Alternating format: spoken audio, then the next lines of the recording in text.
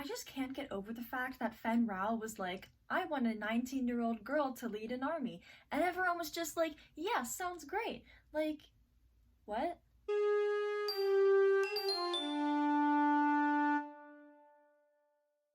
Welcome back to Rebels Revisited. I have a ton to talk about for this episode, so I'm not gonna waste any time. This is Trials of the Darksaber Revisited. In this episode, the focus is on the Darksaber. Fen Rao wants Sabine to wield the Darksaber and unify House Vizsla, and she ends up accepting the opportunity. However, in order to do so, she has to train and overcome some inner demons. One of the early sequences in the episode is Fen Rao telling the story of the history of the Darksaber. It's a really cool scene. You know I love some lore, so this is a really great moment because of that, but it also looks extremely cool. The 2D animated sequence is beautiful, and it feels like a precursor to the Mortis God sequence in Wolves in a Door in Season 4. So, Fen Rao thought that Sabine would have been excited to recover the Darksaber, but she wasn't. Rao thinks it's simply because Sabine doesn't want the responsibility, but I think there's more to it. I think that she has an inner conflict of both valuing and almost resenting her past and her culture, which factors into this as well.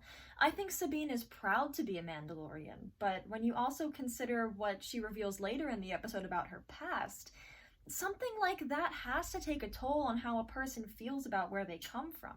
Plus, add in what her House Vizsla, is now associated with. I don't think she's proud of Deathwatch. I think the Darksaber is an object of conflict for her, and I think she just did the thing that she always does, where she decides not to deal with her feelings and definitely not talk to anyone about them, to just shove them to the side, to give Kanan the Darksaber for safekeeping and not bring it up again. Soon after, Rao and the Ghost Crew call a meeting with Sabine to discuss her taking the Darksaber. One of the major reasons why Sabine is reluctant to take the Darksaber and lead her clan is because of her past family trauma. She says something about that I found really interesting. I have a family here on this ship. I don't need them. It's like, the Ghost Crew is a good thing because they filled a hole that she needed to fill, but she's trying to act like having the Ghost Crew is proof of her having moved on from her family trauma and having moved on from her past. What she's actually doing is covering over her trauma, not healing it. She's using the Ghost Crew to run away from her past rather than actually confronting it and letting herself feel all of her feelings. Until she does that, she will not have moved on. Sabine does end up taking the responsibility of taking the Darksaber in training, and not Ezra being annoying because this is his special skill. First lesson, don't try. Just learn. You know what? It doesn't surprise me that Ezra's acting like this. I feel like there's almost never a time when Ezra has more experience than Sabine in something, so of course he's gonna be a little smug. And then we go off to train! It's, off to a rocky start.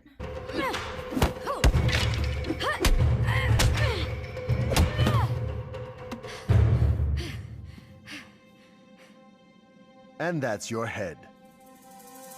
Every mistake is a limb lost. The blade is never at rest. Remember the episode The Protector of Conquered Dawn? Sabine and Kanan don't work as well with each other as they do with the rest of the crew. This is the hardest team-up combo for both of them. There is distance in Sabine's bond with Kanan, and Kanan struggles to understand Sabine. This is not the Kanan I feel like I'm used to seeing. He's making no effort to emotionally connect with Sabine the way that he did with Ezra. Kanan is shutting down emotionally a little bit. He doesn't understand Sabine, so he mishandles training her. He's being really hard on her, not just physically, but his attitude and demeanor make it a mental challenge as well. He's being so cold with her. He's almost treating her like she's a wild animal that he has to tame. And maybe that's how he looks at her, because he doesn't understand her. And I mean this all with love. I'm merely analyzing Kanan. You know he's my favorite. His balance of flaws and virtues is what makes him so compelling to me in the first place. I like that even though Kanan had a huge spiritual awakening, he's still not above being flawed and having more to learn. And of course there's also the element of Kanan feeling responsible for Sabine's life should she get into a fight, but I don't think that he can effectively communicate that concern because of the friction in his bond with Sabine. Honestly, I think one reason Kanan and Sabine struggle to get close is because of how similar they are. Ezra's emotional, youthful nature brings out a warm side of Kanan. Sabine, however, is more similar to his harder, colder side. Both have the instinct to shove their feelings away and find ways to cover over their emotions. And even if they don't try to, that tendency might make them encourage coldness and frustration in each other. So then Kanan has a chat with Hera to talk through his frustrations. There's some good stuff in there. I'll play the second half of their conversation. Were you careful with Ezra? I don't remember him fighting with a stick. Well, maybe I'm trying to do things differently this time. Or maybe because she doesn't have the Force, you don't believe she can do this? No. The Force resides in all living things, but you have to be open to it. Sabine is blocked. Her mind is conflicted. She's so expressive and yet so tightly wound. She's so... Mandalorian. Ugh, very. I'll be sending out supplies. Is there anything specific that you need? Patience, understanding. I'll see what I can do. Maybe I'm trying things different now. Maybe you shouldn't be. See, the reason why he was successful with Ezra is because he was in tune with Ezra's feelings and needs. So when he went to decide how to train Sabine, he should have led with that. Instead, he's not doing it at all. Which makes sense, because he says Sabine's feelings are closed off and confusing. Meanwhile, Ezra wore his heart on his sleeve. It was a lot easier to connect with Ezra. Sabine... not so much, and there's the root of the frustration. And I almost cringe at watching Kanan's near total failure to hold himself accountable here. It's better than nothing to acknowledge that he needs patience and understanding, but he's over here venting about Sabine being hard to teach and not really acknowledging that it's a two-way thing.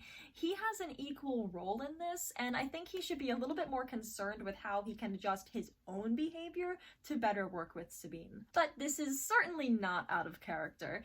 This is one of Kanan's patterns, and I know it's one I've talked about more than once.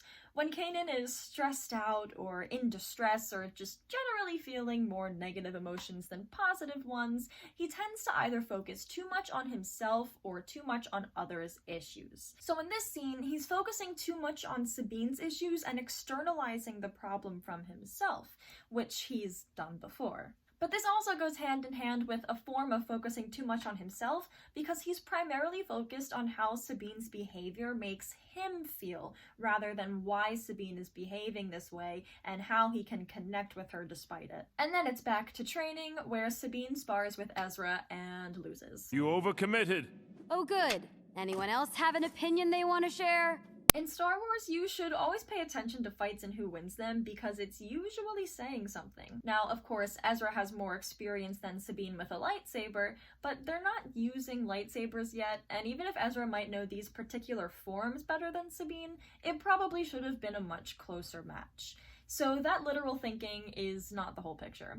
Ezra is more at peace emotionally than Sabine is, largely because of his training with Kanan, so he can focus during this sort of fighting in a way that Sabine struggles to. Also notice how Sabine feels defensive after she loses and Fenrau comments on her fighting. She's being sarcastic and passive-aggressive, which in this case acts as a protection. Defensiveness often indicates vulnerability. Sabine's lack of proficiency makes her feel vulnerable. She's not used to not being good at fighting, and the fact that other people are watching her fail over and over again only makes it worse. Fenrau tries to even the playing field by giving Sabine braces that were used to combat the abilities of Jedi. I look at these braces as a symbol for surface-level solutions. Tricks can't take the place of Sabine actually knowing how to fight well. They can help her, but they can't replace training. Proficiency with the blade is the only thing that will save her when push comes to shove. And proficiency depends on her facing the problem she keeps pushing away, which is facing her past and her feelings. Now, Kanan is not a fan of the braces, and he pretty quickly shows Sabine why they can't replace training, except, it's not great.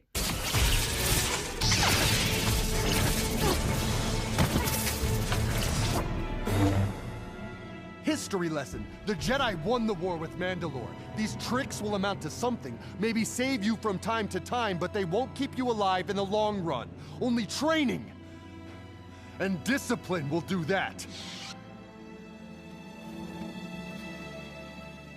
The only thing I'm learning is that Ezra must be really gifted to learn as well as he has from a lousy teacher like you.